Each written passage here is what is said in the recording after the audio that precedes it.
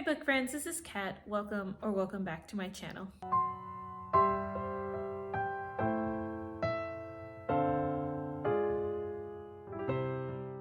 So we are in a different location yet again. So sorry for the lighting, but I have my wrap up for the Retoldathon. So I just wanted to spend time going through each books thoroughly, and in my previous location it just gets hard after a while sitting in front of my bookshelf on the ground. So we're gonna sit in a comfy chair, and that way I don't feel like super rushed to get the video over with. So but we'll just work on the lighting situation, but I think I would do a lot of my wrap-ups in this location. We'll see. But as I have said, this is the wrap up for the Retoldathon, and this was hosted by the Bright Side Girl. There were Instagram challenges, and I will say that I did not get past day 2. Super busy week at school, and finding time to read, finding time to do those challenges were just really hard for me. So I'm sorry for those who may have been following the Instagram, my Instagram, and you didn't see me post much. That is why. I just was very busy with school, and now that that first week is done, I feel a little bit more I am on my feet again. But anyway, I'm gonna go now through the books and the prompts. So I guess I'm gonna go in order of the prompt, how they were listed, and then do it that way. So the first prompt she had was a fairy tale retelling. So for this one, I chose The Merchant's Daughter, and this is also part of my TBR game. This one is by Melanie Dickerson, and this is a Beauty and the Beast retelling. So The Merchant's Daughter is Christian fiction, and it is part of the Hangenheim series. I enjoyed this book. This book follows a girl named Annabelle. Annabelle is a merchant's daughter, but early on in the book you find out that she is not rich anymore. They lost their money. Essentially, they lost their father's investment, and he is no longer living. So it's Annabelle, her 2 brothers, and her mother. And they have been shirking responsibility to help raise, I guess, crops. They live in like the time of the lords, and everybody works the land underneath the lord of that land. And so her mom and brothers have shirked their responsibility, and Annabelle's been has been pulling a lot of the work around the house. And her mom goes to court, to trial, and in this trial, they basically said in order for them to repay a lot of the responsibilities they've been shirking, they need to start pulling their own weight, and then they have to send one of the children to work for Lord, I think it's pronounced Wise, Lord Ranulph Le Wise. So Annabelle is the one that ends up going to the Lord's house to become his servant, and the story continues from there. So you see interesting family dynamics, especially between siblings, and then you see different class systems as well. And Annabelle, through her process of being the servant, I guess is like she's tried, especially since the other servants are looking down on her because of the name she carries, and everybody knows that her family hasn't been pulling their own weight. And so there is like this animosity almost between her and the other servants. And so then you get the perspective of Lord Ranulph, and he is like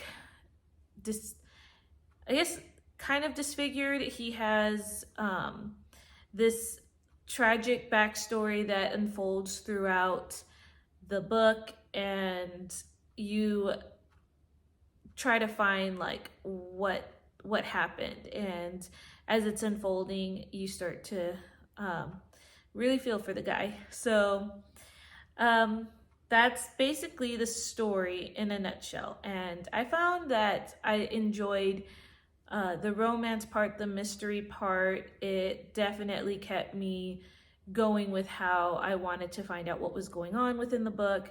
I wished it had just a little bit more of,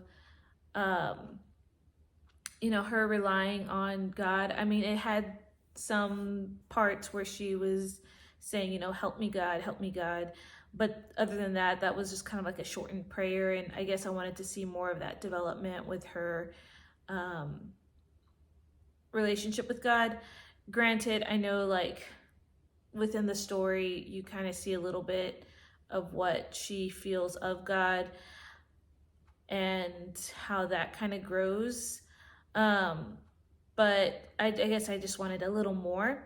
I appreciated that in the story, that when she, reads the Bible for the first time, it's very humbling because of just how much she had enjoyed reading the word. Anyway, I loved the book. I gave it a 5-star rating, and I would recommend this book to anyone, especially if you like a good retelling and a good mystery.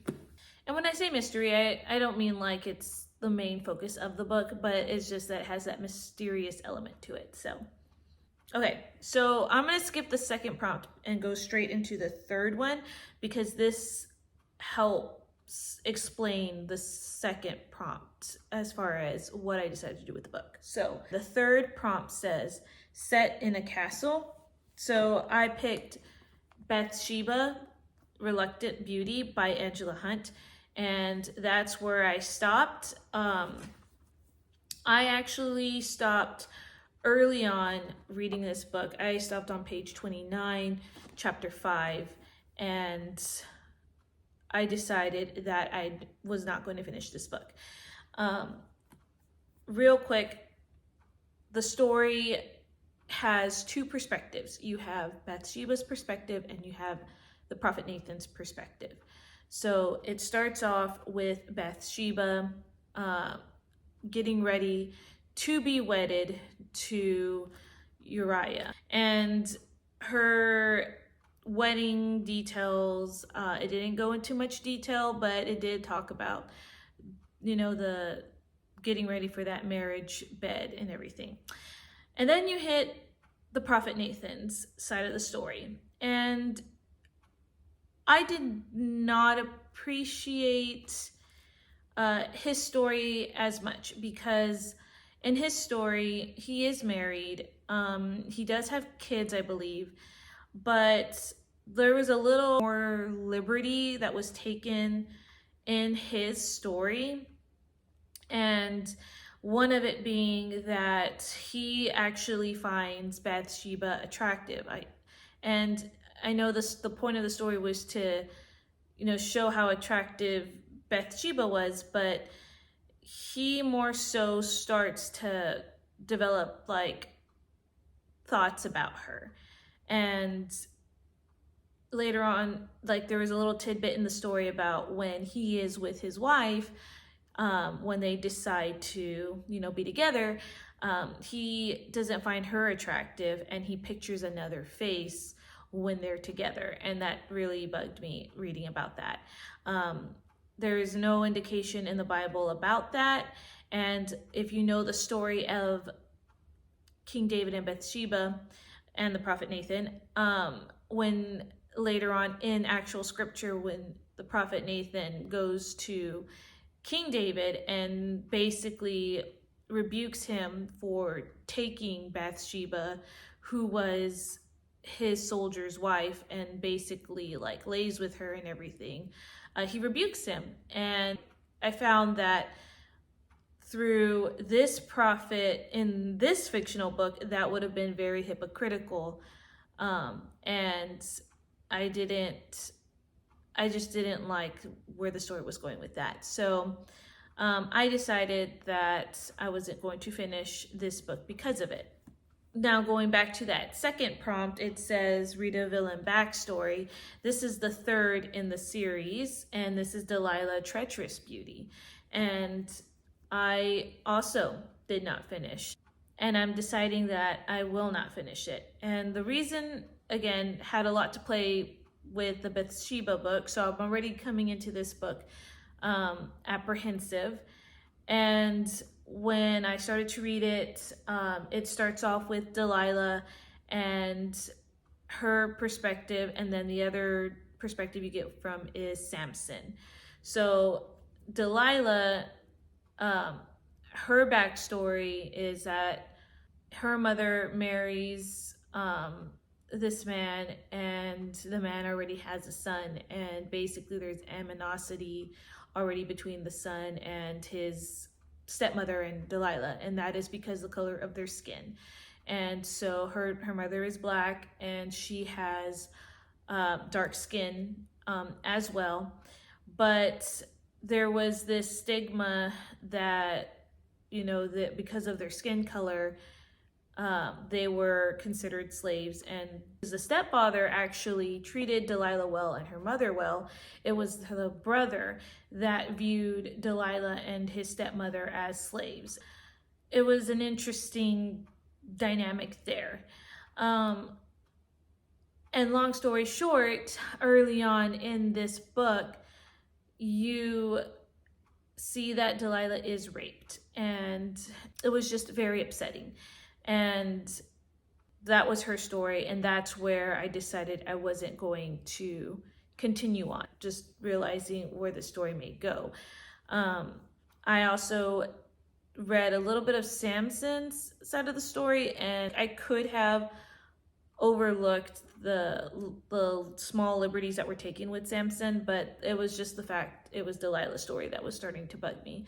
And I was just afraid of how extreme the liberties were going to go, especially when it came to her and Samson. And it's like, I've read books before, Christian books that did deal with heavy topics, and I know that this dealt with a heavy topic, but my reasoning to not continuing this book was because that this is written as a villain. It's just, it gets a little messy. A lot of the Christian books that I read that do deal with dark topics, it's like there's a hope at the end, if that makes sense, so that you know that even though there's this dark theme, in the end there is hope, versus there's a dark theme, but if it's going with scripture, there is not hope in the end. And so there could be hope in this book, but I guess I wasn't sure how much liberty was going to be taken to get there, and I decided not to take the risk. And that's just a risk that I'm willing to take by not finishing this book. And that's just because of, you know, reading that Bathsheba book. And then I did read the first one, Esther, and I didn't rate that one high. I just decided that these books were just not for me. And it's a shame because I actually bought 2 other books by Angela Hunt, and they're not biblical fiction, but they're more towards historical fiction. So I'm hoping that I would like those better than her biblical fiction books. So I figured she's not a biblical fiction author that I would read from, but maybe her other books I might enjoy a little better. Okay, so let's go ahead and go to the next prompt, and that is to read a Greek mythology. And so for this one, I picked Till We Have Faces by C.S. Lewis. This is a retelling of the Cupid and Psyche story. I had to look up the story after I listened to this book on audio. In this book, you actually follow the sister of Psyche, and she is considered the ugly sister. And it's a little sad, her story. It really starts off with a lot more harsh, dark themes, and I wasn't expecting that. So Oral, she is, the oldest of three sisters, and she's ugly, and she has this brood of a father who's just a tyrannical king, um, very quick to kill, essentially, and it's pretty horrific. And her youngest sister, Psyche, is this beautiful child that has grown up to a beautiful woman. And since she is the oldest and she hasn't felt that love, she has this over jealous love of her younger sister. And they're like two peas in a pod. They grow up together.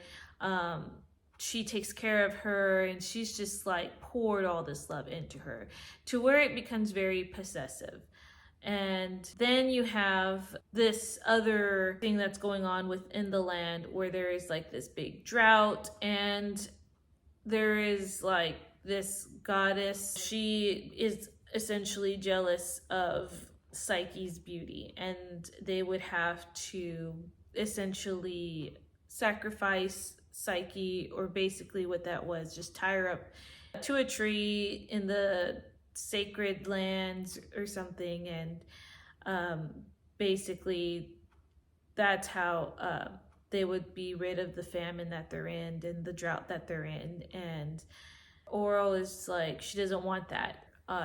Psyche goes and is like tied to the tree and drugged up and all of that. So Cupid comes, rescues her, and takes her off and to his castle that's like invisible.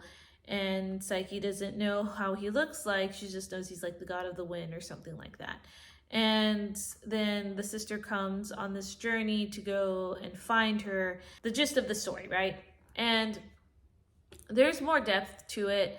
You get a lot of Oral's journey through what love is, and like this possessive and jealousy love. And you see Psyche, she represents like the sacrificial love.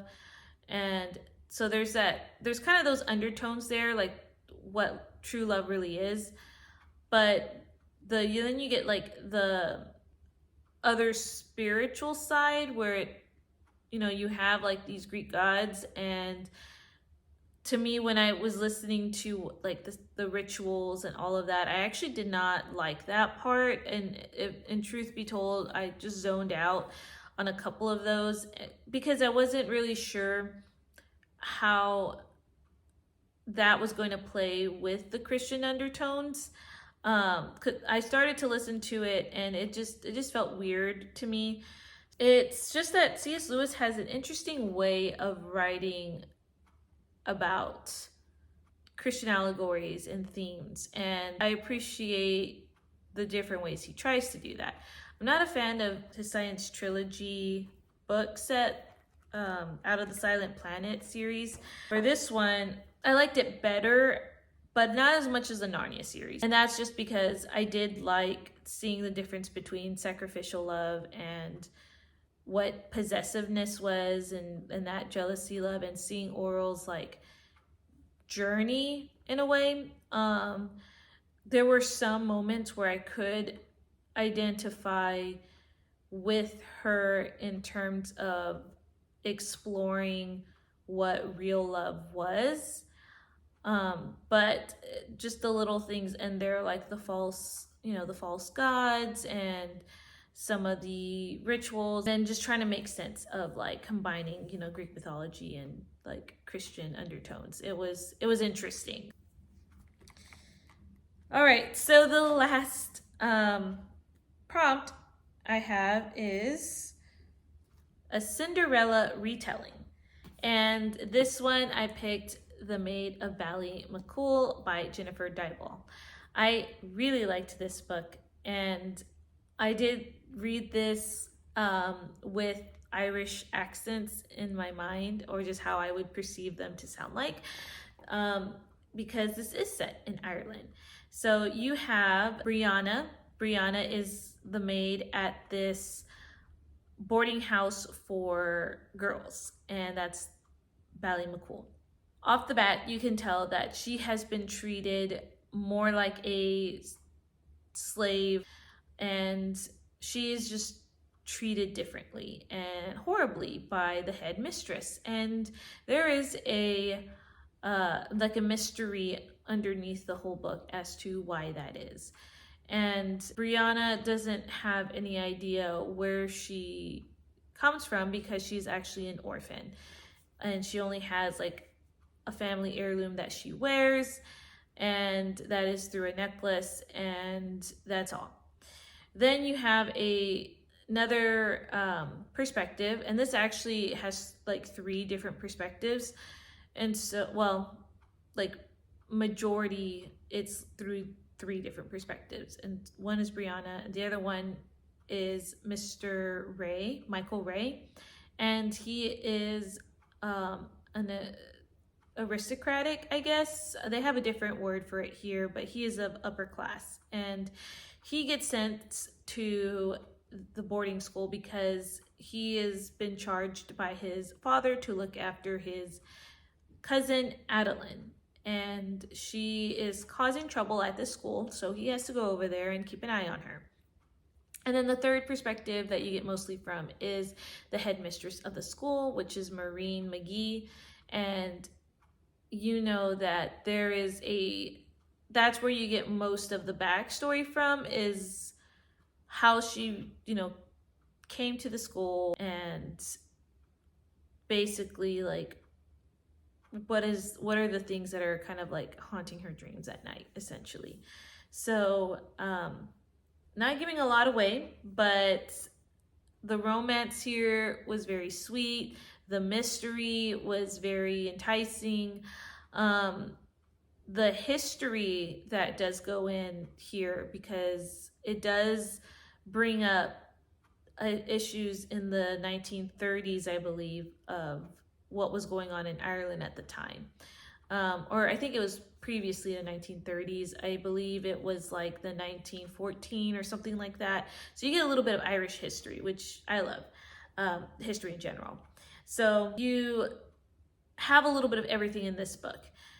And I will say that Jennifer Dybel does use a lot of like Irish words, and sometimes it was really hard for me to read, and I didn't realize that she actually has a glossary of terms and how to pronounce them in the back. So knowing that she had that, I would reread this and try to practice those words. But had I known it, it would have made this a little bit easier to read. Anyway, this was a good time, and I am grateful that Katie had recommended this book to me. She believed that I would like it, and she was right. I actually did. And that's all I'm going to say about this book. Okay, so I'm noticing that the video is just a little long, but that's okay. I really did enjoy this readathon. So as always, more in-depth reviews are on my Goodreads, and I'm curious, maybe of what your stance is with Angela Hunt's books. Have you read any of those? Am I just writing her off too fast and I'm rethinking about the book Unspoken? I'm not really sure if I'm ready for that. I know Katie said that she cried, and I'm a little hesitant now because I got a little bit more of a feel of Angela Hunt's writing, and I don't know. I'm a little scared to even pick up the book, but I just want to know your thoughts. So I hope you guys are having a great rest of this week, and I will see you guys in another video. Bye.